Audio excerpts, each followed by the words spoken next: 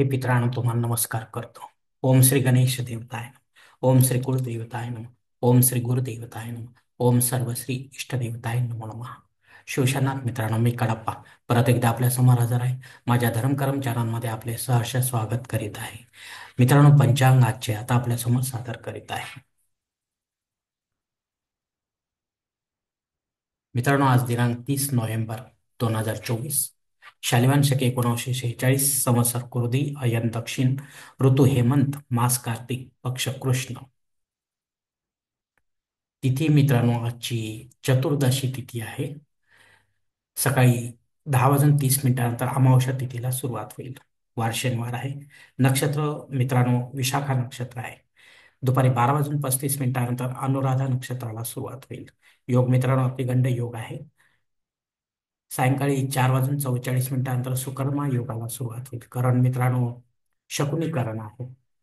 सकाळी 10:30 चतुष्पाद करणाला सुरुवात होईल आणि रात्री 11:15 नागकर्णाला सुरुवात होईल. मित्रांनो, प्रमुख ग्रहांची राशी स्थिती पहाटे 5:30 वाजता अशी असणार आहे.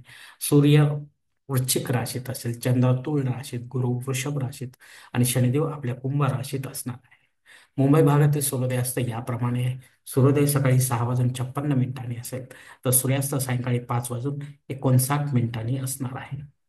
मित्रांनो, या पंचांगाच्या आधारे आता आपण आजच्या पूजेसाठी लागणारा संकल्प सोडणार आहोत. तेव्हा आपण आपल्या उजव्या हाताच्या तळहातावर एक पळी पाणी, थोडे अक्षर, एक फुल वा फुलाची पाकळी घ्या आणि हा संकल्प म्हणायला सुरुवात करा. मित्र, हरोम शिव शिव शंभो रात्मय प्रवर्तमान सद्य ब्रह्मणो द्वितीय परार्धे श्वेतवराह कल्पे वैवस्वत मनवंतरे कलियुगे प्रथम पादे जम्बूद्वीपे भरतवर्षे भरतखंडे मेरो दक्षिण दिग्भागे महाराष्ट्र देशे व्यावहारिक चांद्रमाने शालिवान शके 1946 प्रभवादी षष्ठी संवत्सरामध्ये कुरोधी नाम संवत्सरे दक्षिणायने हेमंत ऋतू कार्तिक मासे कृष्ण पक्षे शनिवार वासरे विशाखा नक्षत्रे अतिगंड योगे शकुनी करणे चतुर्दशी शुभतिथी वीर गोत्रात उत्पन्न मी कडप्पा मोहपात दुरित क्षेत्राशी पार्वतीपती परमेश्वर प्रीत्यर्थ विधिवत पंचोपचार नित्य देवपूजा एवं इष्टलिंग पूजा करिष्ये. मित्रांनो, याच ठिकाणी हा संकल्प संपला आहे. तेव्हा आपल्या उजव्या हाताच्या तळहातून संकल्पाचे पाणी समोरच्या तांबणात सोडून द्या. मित्रांनो, या संकल्पाची वेळ मर्यादा सकाळी 10:30 वाजेपर्यंत आहे. या वेळेनंतर जर आपल्याला संकल्प सोडायचा असेल कुठल्याही धार्मिक विधीच्या संपन्नतेसाठी, तो कृपा करून आपण वरील बदललेल्या पंचांगाचा आधार घ्यायचा आहे आणि नवीन संकल्प तयार करायचा आहे. त्या संकल्पात आपण करत असलेल्या धार्मिक विधीचा उल्लेख अवश्य करायचा आहे. तेव्हाच आपली धार्मिक सेवा संबंधित देवतांपर्यंत पोहोचेल आणि त्यांचे आशीर्वाद आपल्यापर्यंत पोहोचतील. आपले जीवन अधिक सुखमय बनेल.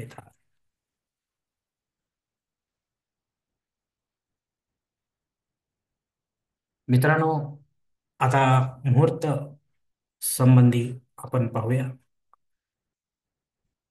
मित्रांनो, आता अमावस्या जवळ आल्याने कोणत्याही धार्मिक विधीसाठी एकही मुहूर्त नाही.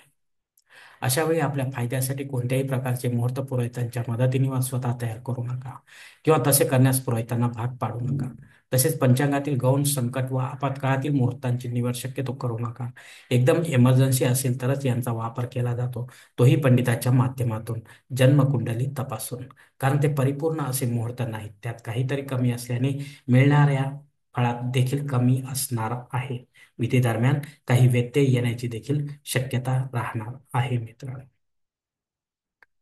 मित्रांनो, आता पंचांगातील इतर काही महत्वाची जी माहिती आहे ती आता आपण पाहूया. पंचांग शुद्धी नाही मित्रांनो. दिनविशेष मित्रांनो दर्श अमावस्या आहे. या संबंधी माझा व्हिडिओ असेल स्वतंत्र, तो आपण पाहू शकता. मित्रांनो, कुठले कर्मकांड या अमावस्ये दरम्यान आपल्याला करायचे आहेत जेणेकरून आपल्याला ऐहिक सुखाची प्राप्ती होईल. अमावस्या श्राद्ध कर्म देखील आहे. या तिथीवर जर आपले पूर्वज आपल्याला सोडून गेले असेल तर त्यांच्या नावाने आपल्याला विधिवत पिंडदान युक्त असे श्राद्धकर्म पंडिताच्या माध्यमातून